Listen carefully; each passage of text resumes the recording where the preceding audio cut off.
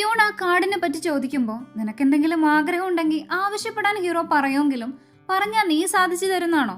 എന്റെ പ്രശ്നങ്ങൾ ഞാൻ തന്നെ ശരിയാക്കിക്കോളാന്നും പറഞ്ഞു പോവാണവൻ. പിറ്റേ ദിവസം ജോഗിങ്ങിനിടെ ഏജന്റ് വിളിച്ചിട്ട് സിയോളിൽ ഇപ്പൊ കോൺട്രാക്ട് ഉള്ള ക്ലബിന് റെലഗേഷൻ കിട്ടിയിട്ടുണ്ടെന്ന് പറയും. എന്തെങ്കിലും റൂൾസ് ബ്രേക്ക് ചെയ്യോ പെർഫോമൻസ് മോശമാവോ ചെയ്താ ഉയർന്ന ലീഗിൽ നിന്ന് ക്ലബിനെ സ്ഥാനയിറക്കം ചെയ്യുന്നതാണത്. അതോടെ ഇനി ചാമ്പ്യൻഷിപ്പ് കളിക്കാൻ അവന് പറ്റില്ല. ഇപ്രാവശ്യം ഹൈ എമൗണ്ട് കൊടുത്തിട്ടാണ് അവര് കോൺട്രാക്ട് സിയോളിനെ കൊണ്ട് വീണ്ടും സൈൻ ചെയ്യിച്ചത്. പക്ഷേ ക്ലബിന്റെ റവന്യൂന്റെ ഇത്ര ശതമാനം മാത്രമേ അതിനായിട്ട് സ്പെൻഡ് ചെയ്യാൻ പാടുള്ളൂ എന്നൊരു റൂൾ ഉണ്ട്. ഹീറോയുടെ ക്ലബ് അത് ബ്രേക്ക് ചെയ്തോണ്ടാണ് ഈ പ്രശ്നം വന്നേ. അതിന് കാരണം സിയോളിന് കൊടുക്കേണ്ടി വന്ന ഹൈ സാലറി കട്ട് ചെയ്താ അവർ ഈ പ്രശ്നം സംസാരിച്ച് ഒത്തുതീർപ്പാക്കാൻ ശ്രമിക്കുന്നതാണ് കാണിക്കുന്നത്. പക്ഷെ അയാളോട് എത്ര പറഞ്ഞിട്ടും ഒരു കാര്യം ഉണ്ടാവില്ല. അതുകൊണ്ട് തന്നെ കൊറിയയിൽ ഇങ്ങനെ സ്റ്റേ ചെയ്തോണ്ട് ഇനി കാര്യമില്ല എന്നും പറഞ്ഞ് എത്രയും പെട്ടെന്നുള്ള ഫ്ലൈറ്റ് ബുക്ക് ചെയ്ത് പോവാന്ന് ഏജന്റ് പറയും. അതിനവനും ഓക്കെ പറയുമ്പോഴാണ് ഇന്ന് മുത്തശ്ശിയുടെ ഡെത്ത് ആനിവേഴ്സറി ആണെന്ന് ഓർക്കുന്നത്. ഹീറോക്ക് ഇങ്ങനെ ഒരു പ്രശ്നം വന്നു എന്നുള്ള ന്യൂസ് എല്ലാം ഇതിനകം ഹ്യൂണും കാണുന്നുണ്ട്. അവിടെ കട്ട് ചെയ്ത് കാണിക്കുന്നത് സിയോളിന്റെ മുത്തശ്ശിയുടെ കല്ലറയ്ക്കടുത്ത് നിൽക്കുന്ന ഹ്യൂണിനെയാണ്. ഇപ്രാവശ്യം മുത്തശ്ശിയെ കാണാൻ അവൻ വരുമായിരുന്നു. പക്ഷെ എന്തൊക്കെയോ പ്രശ്നങ്ങൾ വന്നിട്ടുണ്ട്.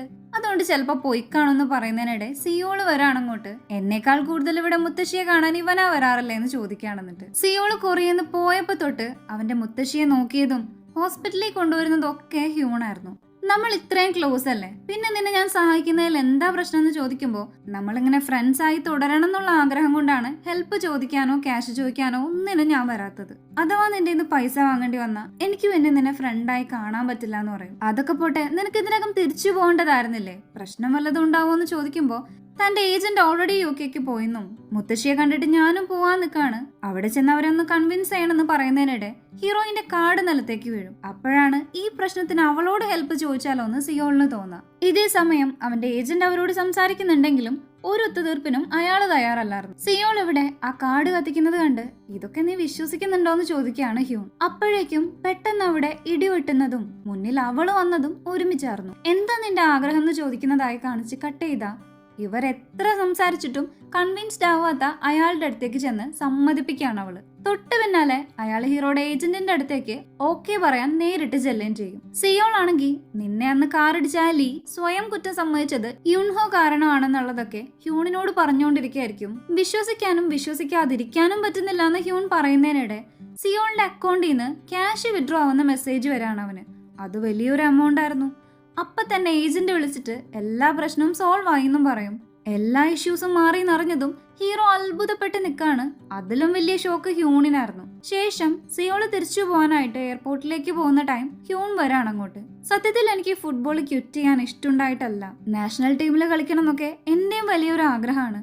നിന്റെ പോലെ എന്റെ ഈ ആഗ്രഹം സാധിക്കാൻ പറ്റുമെന്ന് ചോദിക്കുകയാണെന്നിട്ട്. അവിടെ കട്ട് ചെയ്താ ഇക്കാര്യത്തെ പറ്റി ഇവര് യുൻഹോനോട് സംസാരിച്ചുകൊണ്ടിരിക്കുകയാണ് ഇപ്പോ. പക്ഷെ അവൾ അതിന് സമ്മതിക്കില്ല. നീ എന്റെ ക്ലയന്റ് പോലും അല്ല, ഇത് ഞാൻ ചാരിറ്റിക്ക് ചെയ്യുന്ന പണിയാണെന്നാണോ വിചാരം? പൈസ കയ്യിലില്ലാതെ നീ എന്ത് ചെയ്യാനാ? ഇനി ആത്മാവ് വല്ലതും തരാന്നാണെങ്കിൽ എനിക്ക് അതിന്റെ ഒന്നും ആവശ്യമില്ല എന്നും പറഞ്ഞു പോവാൻ നേരം ഹ്യൂണിന്റെ ആഗ്രഹം സാധിക്കാനുള്ള ക്യാഷ് ഞാൻ തരാന്ന് സിയോള് പറയും. പക്ഷെ അങ്ങനെ ചെയ്താൽ അവള് ചെയ്തു കൊടുക്കുന്നത് ഒരു നന്മ പ്രവൃത്തിയാവുമല്ലോ. മനുഷ്യനാവാതിരിക്കാൻ ഒരുപാട് നല്ലതും ചെയ്യില്ല, എന്നാൽ ഏറ്റവും മോശം കാര്യവും ചെയ്യില്ല എന്നുള്ളതായിരുന്നു അവളുടെ പോളിസി. ഇങ്ങനെ ചെയ്താ സിയോൾ അവന്റെ വിഷ് ഹ്യൂണിന് കൊടുക്കുന്നത് പോലെയാണ് ആവാ. നിനക്ക് അത്ര നിർബന്ധമാണെങ്കിൽ ആഗ്രഹം ഞാൻ സാധിച്ചു തരാം, പക്ഷെ അത് എങ്ങനെ ചെയ്യണം എന്നുള്ളത് ഞാൻ തീരുമാനിക്കുന്നു പറയുമ്പോൾ സിയോൾ അതിന് ഓക്കെ പറയുകയും ചെയ്യും. അവിടെ സിങ്കട്ടായി ഹീറോ തിരികെ പോകുന്നതിനിടെ ഫ്ലൈറ്റ് ഒക്കെ കുലുങ്ങാൻ തുടങ്ങും. ഇതേ സമയം ഹ്യൂൺ നിൽക്കുന്ന വീട്ടിലും ഇതേ രീതിയിൽ ഓരോന്ന് സംഭവിച്ചുകൊണ്ടിരിക്കുകയാണ്. ഫോട്ടോസും മറ്റു സാധനങ്ങളെല്ലാം മാഞ്ഞു പോകുന്നതായൊക്കെ കാണിക്കുന്നുണ്ട്. ശേഷം സിയോൾ അച്ചീവ് ചെയ്തിരുന്ന നേട്ടങ്ങളും അവൻ കടന്നുപോയിരുന്ന ഓരോ മൊമെന്റ്സും കൊറിയ മൊത്തം നിറഞ്ഞു നിന്നിരുന്ന അവന്റെ ഫോട്ടോസും എല്ലാം മാറി സിയോളിന് പകരം അവിടെ ഹ്യൂണായി മാറാണ്. അന്ന് സംഭവിച്ച ആ ആക്സിഡന്റ് പോലും ഹ്യൂണിന്ന് മാറി സിയോളിലേക്കാവും. അങ്ങനെയാണ് സിയോള് ഹ്യൂൺ നിന്നിരുന്ന വീട്ടിൽ എണീക്കുന്നത്. എന്താ ഇപ്പൊ സംഭവിച്ചെന്നോ ഇതാ ആഗ്രഹത്തിന്റെ ഭാഗമാണെന്നോ സിയോളിന് ഇതുവരെ മനസ്സിലായിട്ടില്ല. ഇന്നേരം യുൻഹോ വന്നതും ഹ്യൂൺ എവിടെയെന്ന് അവൻ ചോദിക്കുന്നതായി കാണിച്ച് കട്ട് ചെയ്താ അവൻ എണീക്കുന്നത് ഫ്ലൈറ്റിലായിരിക്കും. സിയോളിന്റെ ഓട്ടോബയോഗ്രഫി ബുക്ക് മാറി അവന്റേതായതും എയർ ഹോസ്റ്റസ് പറഞ്ഞ് താനിപ്പോ ഫേമസ് ആണെന്നറിഞ്ഞ് തന്റെ ആഗ്രഹം യുൻഹോ സാധിച്ചു തന്നു എന്നറിഞ്ഞ സന്തോഷത്തിലാണ് ഇപ്പൊ അവൻ. നിന്റെ ഫ്രണ്ട് ഇപ്പൊ നീ ഇരിക്കേണ്ട സ്ഥലത്തുണ്ടെന്ന് കേട്ട് എന്തൊക്കെയായി പറയുന്നേ? ഹ്യൂണിന്റെ ആഗ്രഹവും ഞാനും തമ്മിൽ എന്താ ബന്ധം എന്ന് ചോദിക്കുന്ന കേട്ട് വഴിയെ മനസ്സിലായിക്കോളും. എനിക്ക് വേറൊരു ക്ലയന്റിനെ അർജന്റായിട്ട് മീറ്റ് ചെയ്യണമെന്നും പറഞ്ഞു പോവാണ് അവള്. തൊട്ട് പിന്നാലെ കുറെ പയ്യന്മാര് കയറി വരാൻ അങ്ങോട്ട്.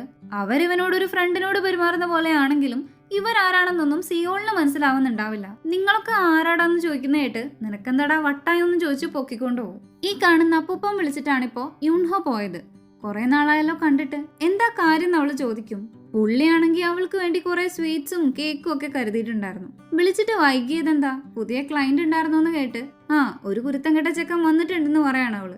ഇനി ചെയർമാൻ എന്താ എന്റെ ആവശ്യം എന്ന് ചോദിക്കുമ്പോ ആവശ്യം എനിക്കല്ലാന്ന് അയാള് പറയും. ഇതേ സമയം സിയോളിനെ ഇവര് പഴയ കോച്ചിന്റെ അടുത്തേക്കാണ് ഈ കൊണ്ടുപോകുന്നത്. കഴിഞ്ഞ മാച്ചിനിടെ നീ അയാളുടെ നേരെ വാട്ടർ ബോട്ടിൽ എറിഞ്ഞ പ്രശ്നമൊക്കെ പറഞ്ഞ് സോൾവ് ആക്കണമെന്ന് അവര് പറയുമ്പോ ഇവൻ വീണ്ടും നിങ്ങൾ ആരാണെന്ന് ചോദിക്കുന്ന കേട്ട് ഇവൻ ഇത് എന്ത് പറ്റി, കിളി പോയോന്ന് ചിന്തിക്കുകയാണ് അവര്. നിങ്ങൾ നാഷണൽ ടീമിൽ കളിക്കുന്നവരാണോ? ഞാൻ കണ്ടിട്ടില്ലല്ലോ. ഒന്ന് വിട്ടേ, എനിക്ക് മാച്ച് ഉള്ളതാണ്, ലണ്ടനിലേക്ക് പോണെന്ന് പറയുന്ന കേട്ട് ഇത് ഒരു കിളി പോയതൊന്നും അല്ല, മുഴുവട്ടായിട്ടിരിക്കുകയാണെന്ന് അവര് പറയും. ഇതേ സമയം ചെയർമാൻ ഹീറോയിനെ ഒരു മ്യൂസിയത്തിലേക്ക് കൊണ്ടുപോവാണ്. അവിടെ ഉണ്ടായിരുന്ന പുരാതനമായ പ്രത്യേകതരം ഒരു കത്തി ഇപ്പൊ കാണാനില്ല. യുൺഹോ വരുമ്പോഴൊക്കെ ആ കത്തിയിലേക്ക് നോക്കി നിൽക്കുന്നതായി ഞാൻ ശ്രദ്ധിച്ചിട്ടുണ്ട്. അതുകൊണ്ടാണ് ഇക്കാര്യം നിന്നെ അറിയിച്ചേ. ആ കത്തിക്ക് എന്തെങ്കിലും പ്രത്യേകത ഉണ്ടോന്ന് അദ്ദേഹം ചോദിക്കുമ്പോൾ യുൺഹോ ആ കഥ പറയും. കഥയുടെ തുടക്കത്തില് യുൺഹോ കല്യാണം കൂടാൻ പോയ ചേച്ചി അവളുടെ സ്വന്തം ചേച്ചി ആയിരുന്നില്ല.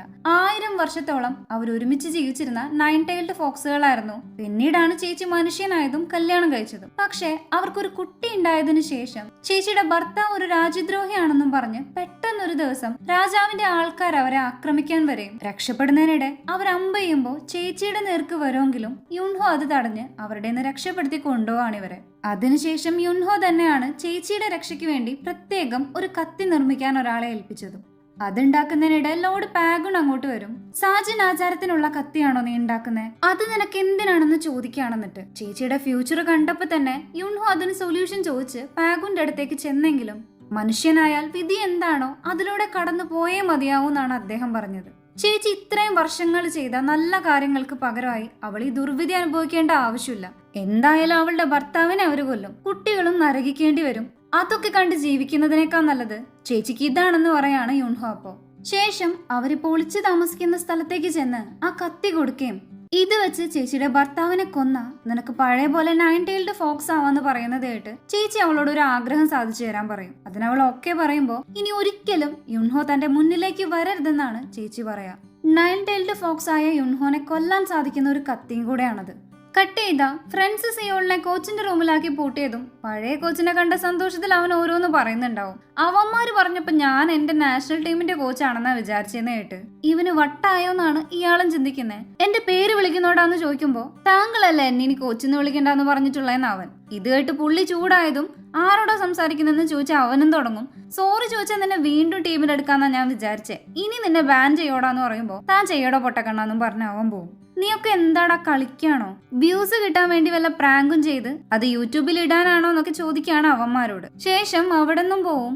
അവിടെ സീങ്കട്ടായി കത്തിയെടുത്തത് ആരാണെന്ന് ഒരു പിടിയില്ലാന്നും ഫുൾ സെക്യൂരിറ്റി സിസ്റ്റം തന്നെ ബ്ലോക്ക് ആക്കിയിട്ടാ ചെയ്തവൻ പോയെന്നും ചെയർമാൻ പറയുന്നുണ്ട്. സെക്യൂരിറ്റിക്കാരൻ ആരും കണ്ടിട്ടില്ല എന്നാ പറയുന്നെങ്കിലും യുൺഹോ അവളുടെ പവർ വെച്ച് ചോദിക്കുമ്പോൾ അയാൾ ഒരാളെ കണ്ടുവെന്നും താൻ എങ്ങനെ ഇങ്ങോട്ട് കേറിയെന്ന് അയാളോട് ചോദിച്ചു എന്നൊക്കെ പറയുന്നതിനിടയിൽ കുഴഞ്ഞു വീഴാണ് ആ സെക്യൂരിറ്റി.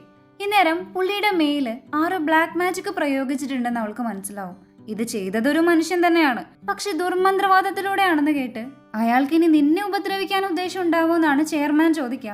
ആ കത്തി കൊണ്ട് കുത്തിയാൽ ഞാൻ മരിക്കുന്നുള്ളത് സത്യമാണ്, പക്ഷെ കുറച്ച് മന്ത്രവാദവും പഠിച്ചൊരുത്തം വന്നോന്ന് വെച്ച് എന്നെ അങ്ങനെ കീഴ്പ്പെടുത്താനൊന്നും പറ്റില്ല എന്ന് അവള് പറയും. കട്ട് ചെയ്ത ലീ ജയിലിൽ നിന്ന് ഇറങ്ങുന്നതാണ് കാണിക്കുന്നത്. ഈ സമയം അവനെയും വെയിറ്റ് ചെയ്ത് പുറത്തൊരാൾ നിൽക്കുന്നുണ്ടായിരുന്നു. അപ്പോഴാണ് 2 വർഷം മുമ്പത്തെ അവര് തമ്മിലുള്ള ഫ്ലാഷ് ബാക്ക് കാണിക്കുക. യുൺഹോ ലീക്ക് കള്ളം പറയാനും ഒന്നും ഒളിക്കാനും പറ്റില്ല എന്ന് പറഞ്ഞ മന്ത്രം അവന്റെ മേൽ ഇപ്പോഴും എഫക്ട് ചെയ്യുന്നുണ്ട്. അതുകൊണ്ട് തന്നെ പോലീസ് ചോദിക്കുമ്പോൾ കൂടെയുള്ള കുറ്റവാളികളുടെ എല്ലാ കള്ളത്തരങ്ങളും അവൻ പറഞ്ഞു കൊടുക്കുകയാണ്. അതോടെ അവന്മാരെല്ലാം ലീയെ പിടിച്ച് പഞ്ഞിക്കിടുകയും ചെയ്യും. ഇന്നേരമാണ് അവിടെയുള്ള വേറൊരാള് അവന്മാരെ എല്ലാം ഇടിച്ചിടാം, അതും അയാളുടെ മാജിക് വെച്ച്. ശേഷം ഡോറടക്കം താനേ തുറന്ന് പുറത്തിരുന്ന് സംസാരിക്കുകയാണ് അവര്. താനും മനുഷ്യനല്ലല്ലേ എന്ന് ചോദിക്കുമ്പോൾ മനുഷ്യൻ തന്നെ ആടോ, എന്താ ഫോക്സുകൾക്ക് മാത്രമേ ഇതൊക്കെ ചെയ്യാൻ പറ്റുള്ളൂ എന്ന് ചോദിക്കും. ശേഷം ഹീറോയിന്റെ മന്ത്രം അഥവാ ഏത് 9 ടൈൽഡ് ഫോക്സിന്റെ മന്ത്രം തന്റെ മേൽ ഏൽക്കാതിരിക്കാനുള്ള വേറൊരു രക്ഷാമന്ത്രം കൊടുക്കാണ് അവന്.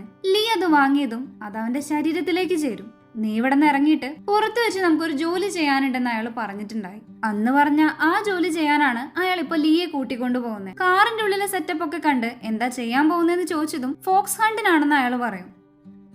ഇതേ സമയം ഹീറോയിൻ ആ മ്യൂസിയത്തിലുള്ള പെയിന്റിങ്ങില് പടം വരയ്ക്കുന്ന ആളോട് ചെന്നിട്ട് ഇത് ചെയ്തവന്റെ പടം വരച്ചു തരാൻ പറഞ്ഞതനുസരിച്ച് അത് വരയ്ക്കുന്നതായി കാണിച്ച് കട്ട് ചെയ്ത സിയോള് ഫ്രണ്ട്സിന്റെ അടുത്തുനിന്ന് പോയത് കൊറിയയിലുള്ള അവന്റെ ഫ്ലാറ്റിലേക്കായിരുന്നു. പാസ്വേഡ് തെറ്റായി അടിക്കുന്ന കണ്ട് താങ്കൾ ആരാണെന്ന് റിസപ്ഷനിസ്റ്റ് ചോദിക്കുന്നുണ്ടെങ്കിലും തൊപ്പി പൊക്കി കാട്ടി ഞാനാ ചേട്ടാന്ന് പറയും. അവിടെ താമസിക്കുന്ന വേറെ ആൾക്കാർ വരുമ്പോ ഡോറ് തുറക്കുന്നോണ്ട് അങ്ങനെ അകത്ത് കയറി അവന്റെ അപ്പാർട്ട്മെന്റിന്റെ പാസ്വേഡ് അടിക്കുമ്പോഴും ശരിയാവുന്നുണ്ടാവില്ല. ഇന്നേരം അതിന്റെ ശരിക്കുള്ള ഓണർ വന്ന് ചീത്ത പറയാണ് അവന്. അപ്പോഴേക്കും പിടിച്ചുകൊണ്ടാവാൻ സെക്യൂരിറ്റിയും വരും. അയാളുടെ കൈ പിടിച്ച് അകത്തേക്ക് കയറി നോക്കുമ്പോഴാണ് അത് തന്റെ ഫ്ലാറ്റ് പോലെയേ അല്ലാന്ന് അവന് മനസ്സിലാവാ. ഇതൊക്കെ എങ്ങനെ നടക്കാനാന്ന് ആലോചിച്ച് പേടിയാവാണ് അവന്. കട്ട് ചെയ്ത ഫോക്സ് ഹണ്ടർ ലീയെ കൊണ്ടുവന്നത് അയാളുടെ ഒരു മന്ത്രവാദ പുരയിലേക്കായിരുന്നു. ഫോക്സ് ഹണ്ട് ചെയ്യാനുള്ള മാന്ത്രിക വലയം കാണിച്ചു കൊടുക്കുകയാണെന്നിട്ട് നയൻ ടൈൽഡ് ഫോക്സിനെ പിടിക്കാനുള്ള ഒരു ഇരയായിട്ടാണ് ലീയെ അവൻ ആവശ്യം. നിങ്ങൾക്കും അവളോട് പകയുണ്ടോ എന്ന് ചോദിക്കുമ്പോൾ വേട്ടയാടുന്നത് പകയുള്ളോണ്ട് മാത്രല്ല എന്ന് അയാൾ പറയും. ശേഷം എന്തൊക്കെയോ മന്ത്രം ചൊല്ലിയും എന്തൊക്കെയോ ചെയ്തിട്ടൊക്കെ പ്രതികാര ബുദ്ധിയുള്ളതും പട്ടിണിയായിരുന്ന ഒരു നായയുടെ ആത്മാവിനെ വിളിച്ചു വരുത്തി മാംസം കൊടുക്കാണ്. ലീ ഇതൊക്കെ കണ്ട് പേടിച്ചു വരച്ച് നിൽക്കുന്നതിനിടെ ഫോക്സ് ഹണ്ടർ അവന്റെ കൈ മുറിച്ച് രക്തം വരുത്തും. നിന്റെ മേലുള്ള നയൻ ടൈൽഡ് ഫോക്സിന്റെ മണം ആ നായക്ക് കിട്ടാൻ വേണ്ടിയിട്ടാണ് ഈ ചെയ്യുന്നതെന്ന് പറയും. ഇവന്റെ മേല് മന്ത്രം പ്രയോഗിച്ച ആ ഫോക്സിന്റെ സ്മെല്ല് എടുക്കാൻ പറഞ്ഞതും ആ നായ വന്ന് ലീയുടെ ബ്ലഡ് സ്മെല്ല് ചെയ്യാണപ്പോ അതുവഴി ആ ഫോക്സ് എവിടെയാണെന്ന് ഇവർക്ക് കണ്ടെത്താൻ പറ്റും. അവിടെ കട്ട് ചെയ്ത് ഹ്യൂണിനെ കാണിക്കുന്നുണ്ട്. ഫ്ലൈറ്റ് ഇറങ്ങി പുറത്തേക്ക് വന്നതും അവന്റെ ഒരുപാട് ഫാൻസിന്റെ ഇടയിൽ നിന്ന് അച്ഛനാണ് അവനെ കൂട്ടിക്കൊണ്ടുപോകാൻ വന്നിക്കുന്നതെന്ന് കണ്ട് താങ്കൾ എന്താ ഇവിടെയെന്ന് ചോദിക്കാണ് അവൻ. ഞാൻ പിന്നെ ഇവിടെ അല്ലാതെ എവിടെ ഉണ്ടാവാനാന്ന് അച്ഛനും. പാവം സിയോൾ ആണെങ്കിൽ അവനിപ്പോ ഫ്ലാറ്റിൽ അതിക്രമിച്ച് കയറിയതിന് പോലീസ് പിടിച്ച് അകത്തു വിടും. ശരിക്കും നിങ്ങൾക്ക് ആർക്കും എന്നെ അറിയില്ലേ എന്ന് ചോദിച്ച് കരയുന്നതിനിടെ യുൺഹോ വരാണ് അങ്ങോട്ട്. പിന്നീട് അവളുടെ പവർ വെച്ച് ഒരു പോലീസുകാരനെ കൺട്രോളിലാക്കി പടത്തിലെ ആള് വരച്ചു കൊടുത്ത കത്തി എടുത്തോണ്ട് പോയവന്റെ പിക്ക് കാണിച്ചു കൊടുത്തിട്ട് അയാളെ കണ്ടുപിടിക്കാൻ പറയാണ്. ശേഷം ഇപ്പൊ നിനക്കെല്ലാം ക്ലിയർ ആയോ എന്ന് ചോദിക്കാണ് സിയോളിനോട്. നീ എന്നെ എന്താ ചെയ്തേന്ന് ചോദിക്കുമ്പോ അവന്റെയും ഹ്യൂണിന്റെയും വിധി പരസ്പരം മാറ്റിന്ന് അവള് പറയും.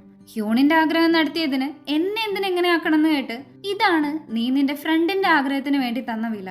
ഒരു ഉയർച്ചയുണ്ടായ ഒപ്പം താഴ്ചയും വേണം. അതാണ് ലോക നിയമം. എനിക്കും അത് മാറ്റാനൊന്നും പറ്റില്ല എന്ന് പറയണമെന്നിട്ട് നിന്റെ ഫ്രണ്ട് ഫേമസ് ആയ ഒരു ഫുട്ബോൾ പ്ലെയർ ആവണമെങ്കിൽ നീ ഒന്നും ആവാത്തവനാവണമെന്ന് കേട്ട് ഇപ്പൊ തന്റെ ലൈഫ് ഹ്യൂണിനും അവന്റേത് തനിക്കും കിട്ടിയെന്ന് അവന് മനസ്സിലാവും. ഇതൊന്നും വേണ്ട, എല്ലാം പഴയതുപോലെ ആക്കാൻ പറയുമ്പോ നിന്റെ ആ ആഗ്രഹത്തിന് പകരമായിട്ട് തരാൻ നിന്റെ ക്യാഷ് ഇല്ലല്ലോ, അപ്പൊ അത് നടക്കില്ല.